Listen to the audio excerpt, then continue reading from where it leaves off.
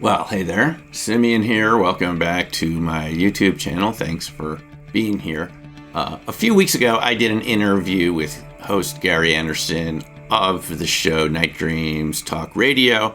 We were talking about my new book, Dark Matter Monsters, Cryptids, Ball Lightning, and the Science of Secret Life Forms. We had a really interesting interview. We talked about remote viewing and UFOs, related phenomena, and also Bigfoot and cryptids. And as soon as the interview was over, Gary said, there's something I want to mention to you. I had an experience with Bigfoot too. And Gary proceeded to tell me about how he and a friend of his went up to Canada to take pictures, to kind of have a photography vacation. And they had an incredible and terrifying encounter with a Bigfoot-type creature. I thought it was so interesting, I asked Gary to share it with us because I know you'd be interested in it. Now, some of the things that Gary describes in this encounter are the really loud screaming sounds that the creature made, the unbearable pungent smell that made him feel like he was choking, the creature throwing things at the car, doing a huge amount of damage, and the severe impact on his friendship with this doctor who never wanted to talk about it again. And as you'll hear Gary talk about at the end of the interview, wouldn't even come on to talk about it for this interview. It's quite an incredible story. I think you're going to enjoy it. So here it is. Take a look. And towards the end of the story, Gary also tells how he got involved with his 49-year career in broadcasting, meeting Art Bell and even John Lear. So enjoy, and we'll talk to you soon. So, Gary, welcome, and thank you for accepting my invitation to tell me the story that you told me after our first interview a couple months ago. Well, what I can tell you is what I've seen, and I'm going to go. Happened? Before we go into that, I'm going to do a little thing about it. I've been in broadcasting for years, and I took a 2-year break because I got burned out in broadcasting, and I was offered a job being a general manager of a large photography store. Mm-hmm. And I took that, and I became friends with a medical doctor. And we would go out on the weekends and take pictures because my passion, besides radio, has always been photography.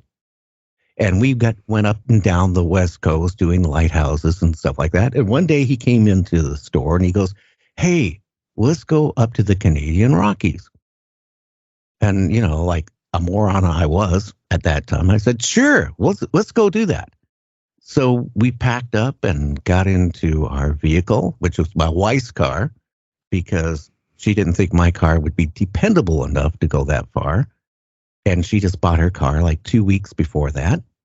So we packed it up. We went through Vancouver, and then we decided to go up to the Canadian Rockies. And we were looking for like old ghost towns, old silver mines, old cemeteries to photograph. And somebody on the way told us about an old Japanese internment camp up in the Canadian Rockies where they used to, during World War II, hold Japanese prisoners. And the reason for that is out in the middle of nowhere. They're not going to run away very easily. So we located the Japanese internment camp. This was like the year 2001. It was the first week of June. I remember that. I also remember it was so beautiful going up there.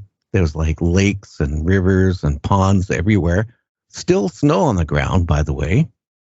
And, we found the place where the internment camp was. We drove the car as far as we could go. And then we had to walk in maybe about 2 miles in the woods. And the first thing we came was a old cemetery, which was dug up because I guess after the war, they returned the bodies of the prisoners that died in the internment camp back to Japan. But we were photographing that. So we made our way to what was left of the internment camp, which was nothing much. A couple buildings collapsed. There was if I remember right, there was a creek there. There was some mining equipment, and there was a base of a mountain there, which evidently probably was a silver mine or something. And, we're getting pictures. and we were both using digital cameras. That's when digital cameras were first starting to come out. And I had a telephoto on my camera. My friend, who was a medical doctor, had a wide angle. And he goes, "Oh, Gary, look at that huge bear across the creek." So I took my camera and I swung around. I'm thinking, I'm going to get this beautiful, beautiful shot of this bear. And at the same time I swung around my camera, I noticed it didn't look like a bear. And about the same time as I focused on the camera, the creature, that's what I'm going to call it, the creature noticed me, and it screamed the loudest scream you could ever imagine. And it echoed because it was the base of that mountain right there. And the next thing I know, the thing is like coming across the creek. And me and my friend are freaked out. I had my camera bag there with a bunch of lenses. It's still there, unless somebody found them. The thing came towards us. And here's what I noticed, which a lot of people claim that Bigfoot run on two legs. This ran between 2 legs and 4 legs. And I only turned my head around a couple times going back through the woods, which we had to go through 2 miles of woods. And I became separated also with my friend. But a couple times I did turn around, I noticed the thing was running between 2 legs and 4 legs, which really, freaked me out all the more. And I just remember that the fear it was going in me. Because, again, I know what a bear looks like. This thing did not look like a bear. When I noticed it across the creek, I'm going to kind of describe what my memory was of it. It was about, I would say, between 7 and 8 feet tall, over 500 pounds. It did not have long, shaggy hair like a lot of people say Bigfoot has, but it had longer hair on it. The head of it reminded me kind of like a prehistoric man, kind of mixed in with the face of an ape, the nostrils of an ape type of thing. And the head was big. And it did not have, like we have a long neck. I didn't notice much of a neck on it. That is one thing that was really puzzling when I first saw it. And I did see flesh on its forehead and parts of its face. So his face wasn't 100% covered with hair, which a lot of people say it is. Now, going back, we get back to the car. I get there first. And I am now, I'll be honest with you, I was so scared I peed myself. Mm-hmm. And I was in Vietnam and I've been through firefights and never had that accident before. That's how scary it was. It's something, when your whole life, I never believed in Bigfoot. I seen the movies and all that stuff, the B movies, the Bigfoot and stuff, and I used to laugh at them. And whatever I saw, it was indescribable. I get in the car and I noticed maybe 25 feet away from us approximately, it was standing, or its mate or companion was standing right there. And there was a tree. It was maybe about 4 inches in diameter, give or take. It was like bending it over like a twig. And the thing was like screaming, like you would not believe.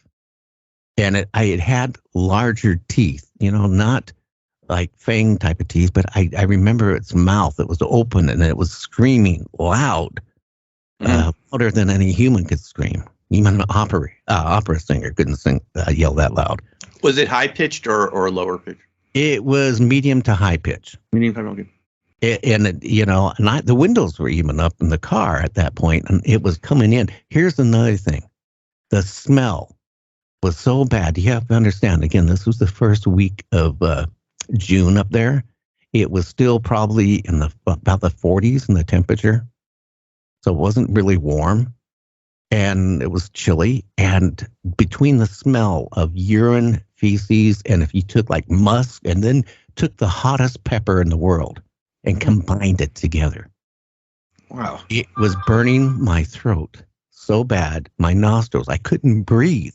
It literally was like hurting my lungs. That's how pungent it was. And I'm freaked out. I start the car. I forget about my friend. I totally forget about him. All I could think about, I have to get the hell out of there.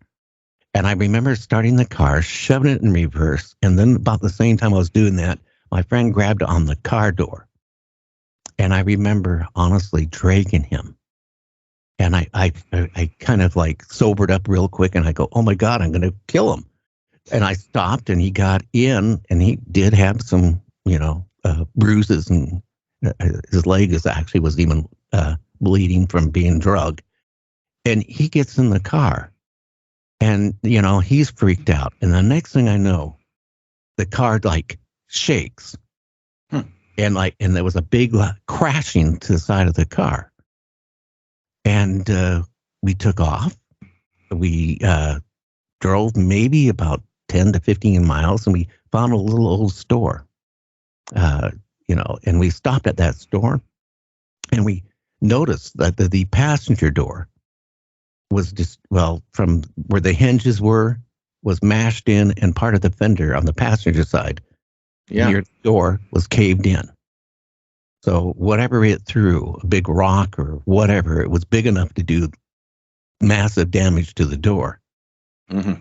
And so we go into the store, and the guy knew something was wrong with us right away. Maybe because I still was kind of wet and smelled like urine. That was probably a giveaway. And the guy goes, "What's wrong? What's wrong?" And, we didn't want to say. And then I broke down, and my friend broke down. And we said, we saw a Bigfoot. And the guy goes, yeah, there's Bigfoot up here. There's been reports of them quite often. And the other part, it really scared me even more, is we were up there with no weapons at all. Now, being a United States citizen up in Canada, you can't bring any guns or anything with you. Right. We didn't even have bear spray. No, nothing. And the guy said a week before that, a guy and his wife, just a few miles from that store, went hiking, and his wife tripped and sprained her leg, and he went back to get help. And by the time he got the help to go help his wife, they found her, what was left of her. Bears were eating her. Wow. So, these people who go out looking for Bigfoot, and come up with, I don't need any weapons. I can talk to them. Or they send orbs and stuff like that. They're risking their life because not even about a Bigfoot, but like I was telling you before we did this interview, I mean, there's all kinds of creatures out in the woods, like bobcats, cougars, mountain lions, bears. All can take your life really easy. If you hurt yourself out in the middle of somewhere like that, you basically you're not going to survive. And these people go out there and they're not prepared for it. And that's what alarms me and scares me. And, I'm doing so many interviews. I have done literally probably a good 1,000 through the years of people claiming they saw Bigfoot. The majority of them doesn't match up with what I encountered. Now, back 2 years ago on my show, I had Ed Roman. And in Canada, he's like one of the top folk singers in Canada. Very well known. He's won major awards. And he heard my show one time when I finally, I kept it quiet for years about my encounter because I didn't want people to think maybe I had mental issues. And he heard my show and he said, well, hey, Gary, I want to come on your show. I had an encounter. I got a farm up here in British Columbia that is next to the forest. And I would go out with my dog, on nice days, and we would go down on this trail and go for a couple-mile walk out into the forest. And one day, we encountered a Bigfoot. And he said the same thing I noticed, that when it started running, it went from 2 legs to 4 legs to 2 legs. And the only thing I can surmise is to build up speed. I don't know. Right. But if you got any more questions, I'm more than happy to, you know. A couple more things. What was the color of the hair or fur? It was I would say, dark brownish. Now, the hair was maybe a couple inches in length. It wasn't long and shaggy like you see all these videos of people doing Bigfoot fakes and all this stuff. They had long. I didn't see that. Right. I didn't see that. And not so much on the face. So the face was more. The face, I would say, was probably 75% hair, but it was at least 25% non-hair. Mm-hmm. Because, again, around the forehead wasn't much hair on it. And, again, I didn't have a lot of time to stare at this, I'll be honest with you. Yeah. And I know around the nostril area, there was areas that were flesh. And, again, I noticed the head was a little bit, it was big for its size. It just didn't quite match up with the size of the body. And his head was very close to the shoulder, so it didn't have much of a neck. Like we've heard from other accounts. Yeah. And I did notice that the arms were long.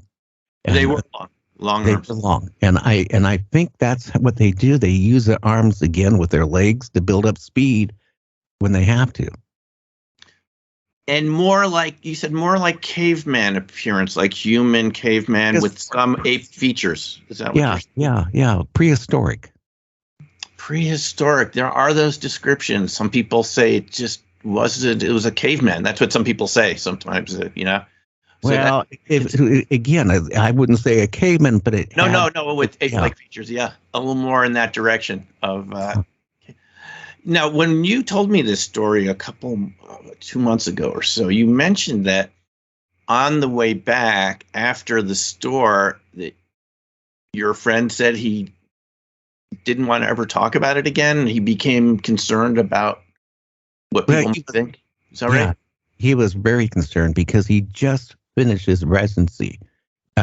He's a medical doctor. He was opening a practice up in Puyallup, Washington. And he was really concerned because, number one, his father was a Superior Court judge and his brother was attorney, and they were actually funding his medical practice.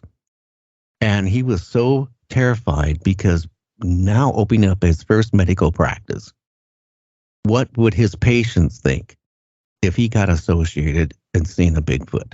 And he was really, really concerned about that. Yeah, and so this has sort of caused some conflict between you two because you were kind of wanting to see what he had seen, and he was just saying, I'm not talking. It didn't happen, right? I'm not talking. Pretty much, he didn't. It ruined our friendship. I weren't saying we were the best friends, but we went out and took a lot of pictures together. Yeah. For a couple months before this happened, and we were, I guess, fairly good friends. I guess if you really look at it that way. But he was so worried about even his wife that he recently married. He was worried about her, everybody he was associated with this because he just was scared what would happen. Right. And I don't blame him the more I thought about it. But I wanted to go forward on it because, here's the point. Also, it put a big stress on our marriage at the time. Because, again, it was my wife's new car. It was her first new car she ever bought. Wow. She put it on her own. Yeah. And it was like 2 weeks old. And I have to call her up and say, look, the car, is badly damaged.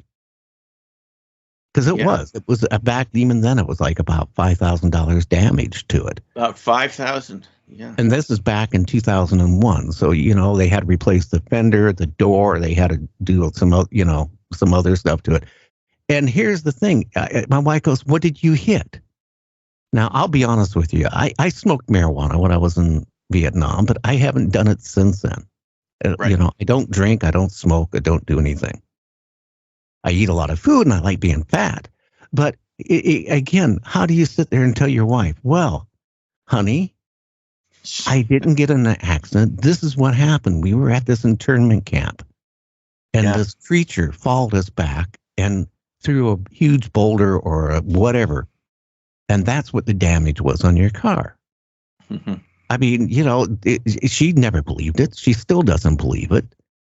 Every so often, my producer will even make a joke about it on the air and cause me problems with my wife. She listens to the show.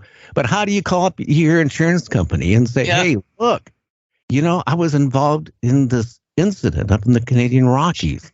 Yeah. And, they want to know what happened. Well, what do you say to them? Well, I was running back after we encountered a Bigfoot, and it threw something on the car and did the damage. I mean, that's something you have to hold back. So you didn't make an insurance claim? Oh, I did, but I didn't tell. I told him I didn't know what happened. I said I came back to the car and it was that way. Okay, yeah. Gary, was it? You mentioned one big blow against the car. Was it just one big object that did that, like a trunk? Yeah, it was big because it shook the car. Shook the car. I mean, and I didn't realize till we got to the little store, when my friend tried to get out, he couldn't open the door. So when we got out and looked at the car, like I said, the fender, from the middle of the fender to about the middle of the door was caved in. It was just caved in. Just caved in. Yeah. I've heard other reports like that. I just have never heard one as visceral as yours, where I could talk to the person. It was just, so I always wasn't sure. But now we know it's just like what you said. That's what people have reported. Well, here's another thing I'm going to say. People have come back to me that have heard the story and said, well, it was trying to scare you. Right. Honestly, I honestly feel to this day. Yeah. Okay. And again, I've been in a lot of firefights in my life. Yeah. I really feel if we wouldn't have got to the car when we did, if we would have hesitated, I probably wouldn't be talking to you right now. I think it would have killed us.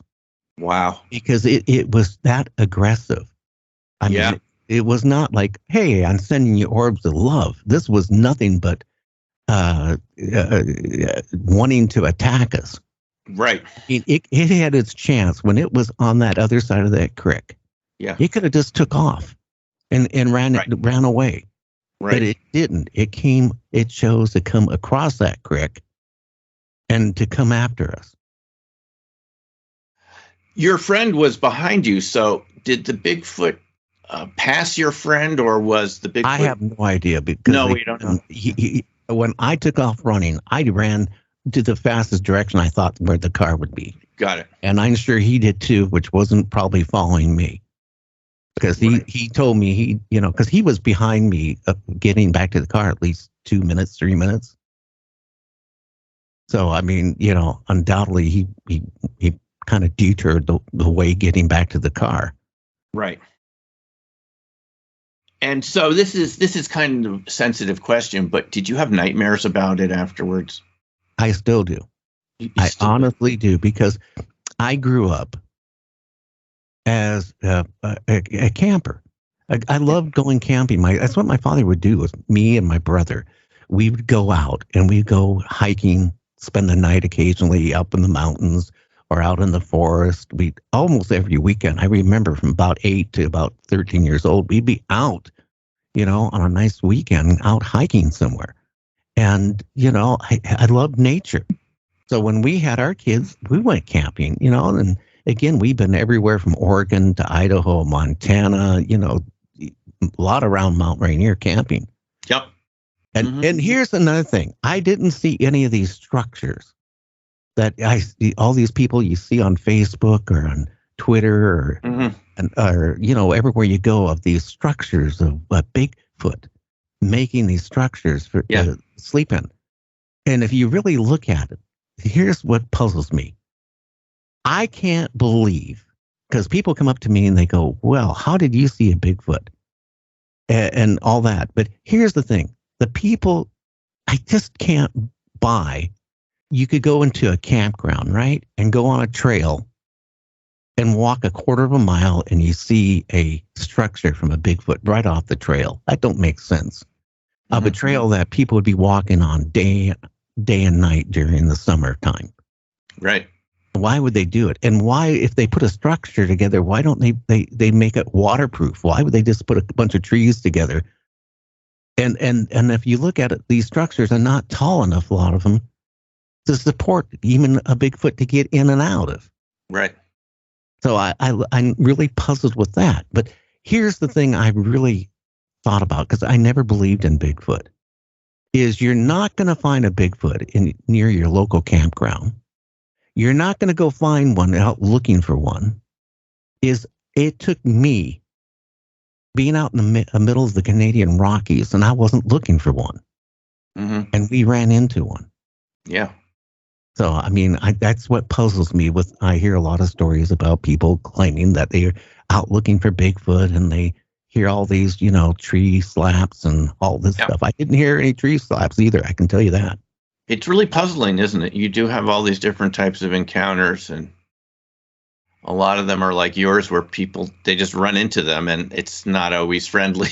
Like your encounter, Well, it can be worse. It can be worse, yeah. Yeah, if you look at the series of 411 missing books, okay? Yes, yeah. A lot of people go out in the woods and they vanish. Now, again, if you're out there a couple miles and you break your leg, you're dead. Yeah. Because you're not going to get back. You even break your foot, you're not going to get back, most likely. Again, is why would you find a Bigfoot near a campground? That don't make sense. Well, there is the feeling they like human food, so it could be one reason. It smells good. Well, maybe, but again, maybe they like humans also. So are you suggesting, because this is a big mystery and there's lots of ideas, are you suggesting some of the 411 missing are related to the type of creature that you came across? I think so. Yeah. I think people have been out too far. They ran across something. And again, I don't buy this. Like, let's face it, not every Bigfoot watched the Father Knows Best and Donna Reed show at Leave It to Beaver, did they? No. So they weren't growing up the way we were, with compassion and love. Right. They're not going to think like we do. So if you encounter one, maybe it will run away from you because it's scared of you like you're scared of it. But maybe, just like anything, you run into it at the wrong place, the wrong time, it's going to be like anything. It's going to defend its territory. Yeah. And if you happen to be there at the wrong time, you could go missing. That's all I'm saying. Right. Seems plausible. I think it's very plausible. I know my uncle, he shot a bear and he didn't do the kill shot. And that bear literally tore him up, or to the day he died, he was scarred up. And, it was on YouTube and on the news. There was a hunter up in Alaska here last year that encountered a bear. And he didn't have the kill shot either. And the bear literally tore the guy's face off. Wow. And, I don't want to get gross, but his eye, he had a cell phone and he was recording it. And he was in shock. And he goes, well, I got the bear. His eye was hanging out even.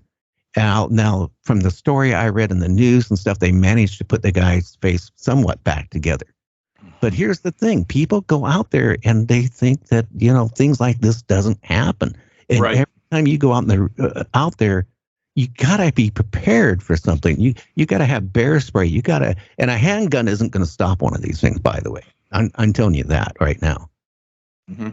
And when I talked to the authorities, even up there in Canada that time, about bear spray, because they wanted to know, if I had bear spray. And I said no. And they actually said two things can happen with bear spray. One, it's going to cause the bear to take off. Two, it's going to piss it off more. Oh, so, right. Yeah. So, that's one thing. Yeah. That is. So overall, you don't go outdoors as much as you used to. You don't just hit the trail. Ever since that, ever since then, I have not gone camping. And that really, upset my wife. We even had an RV motorhome. Yeah, yeah. A diesel pusher, big. And I sold it all. I said, I'm done. I'm never gonna go camping. I never go on a vacation again. That was it. It totally killed it for me. It's astounding, Gary, hearing you say this. I have heard this from other people, or I've read the stories, just like what you're saying. People sell the camper. They stop hunting forever. They don't want to go out. I even have to say a friend of mine who encountered one in Arizona, northern Arizona, about a year ago, just told me about 2 weeks ago she started taking hikes again. Yeah. It took about a year. It affects you. And again, to me, what I seen was flesh and blood. Right. And it didn't give me any orbs of love or, of like, hey, don't be scared. The thing is, they're not humans. They're not going to respond as humans. And if you think they can telecommute with you at a human level, I don't think that's going to happen. I'm sorry. I mean, I've talked to so many people, like I was in my trailer and my wife can summon a Bigfoot just by thinking about it. And a Bigfoot will come and knock on the side of the trailer. I don't buy that. I just don't buy stuff like that. I'm sorry. But Gary, it's also possible that your experience is people have other experiences too, because you remember Ron talking about how you could never see them. He would walk outside the structure really quickly, put the microphones in the wall, and they were invisible, right? Yeah. I mean, this is what we can't figure out. There's your type of encounter, and then there's the ones where people say they look like saran wrap. They turn into saran wrap. I mean, well, again, I've had scientists on the show, talk about portals. The fifth dimension is very close to being broken. And maybe these things can somehow go from another dimension, which we can't see in our dimension, and be interdimensional. I don't know. I didn't encounter that type of encounter. Yeah. The encounter I had, it was a flesh and blood creature. Yeah. And I can tell you one thing, it was scary. It was loud. It stunk. And it was aggressive. And it didn't show me any signs like, hey, I want to be your friend.